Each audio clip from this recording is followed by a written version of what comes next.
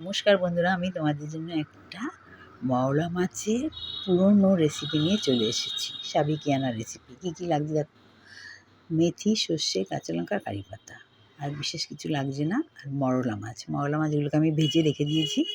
তারপরে প্যানে অল্প একটু সাদা তেল দিয়ে তাতে মেথি, সর্ষে, কারি পাতা ফোড়ন দিয়ে একটু ভাজছি।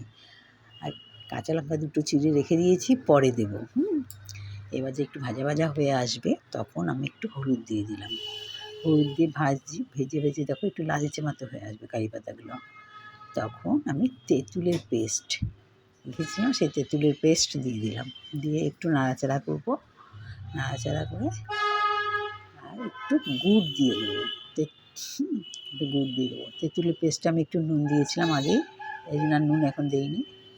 হ্যাঁ, এই পেস্টে একটু জল দিয়ে তারপরে একটা গুড়টা মোটামুটি একটা আন্দাজ মতো তোমরা দেবে, যে যেরকম খাও। আমি এইটুকু দিয়েছি। দিয়ে এটা একটু ঢেকে দেবো। ঢেকে দিয়ে যে ফুটে উঠবে, ফুটে ওঠার পর আমি কী দেবো বলো তো? টুইস্ট, একটা দারুণ জিনিস দেবো।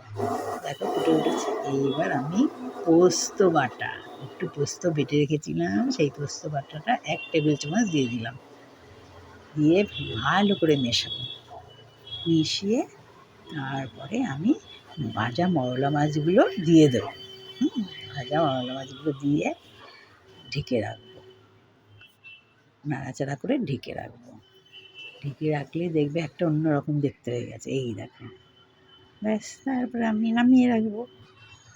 হ্যাঁ, তারপরে আমি নামিয়ে রেখে দেবো। আর লাস্টে একটু পাতিলেবুর রস অল্প করে ছড়িয়ে দেবো। এই একটুখানি দিলাম পাতিলেবুর রস দিয়ে, তারপর নামিয়ে রাখলাম। হয়ে গেল। এটা শুধু শুধু খেতে পারো, ভাতের সাথেও খেতে পারো, খুব ভালো লাগবে। দেখো, সবার ভালো লাগবে, ছোট বড় সবার জন্য এটা। একদিন ফ্রিজে রেখে দিয়ে খাবে, আরও টেস্টি লাগবে। টকে হাবুডুবু মরলা।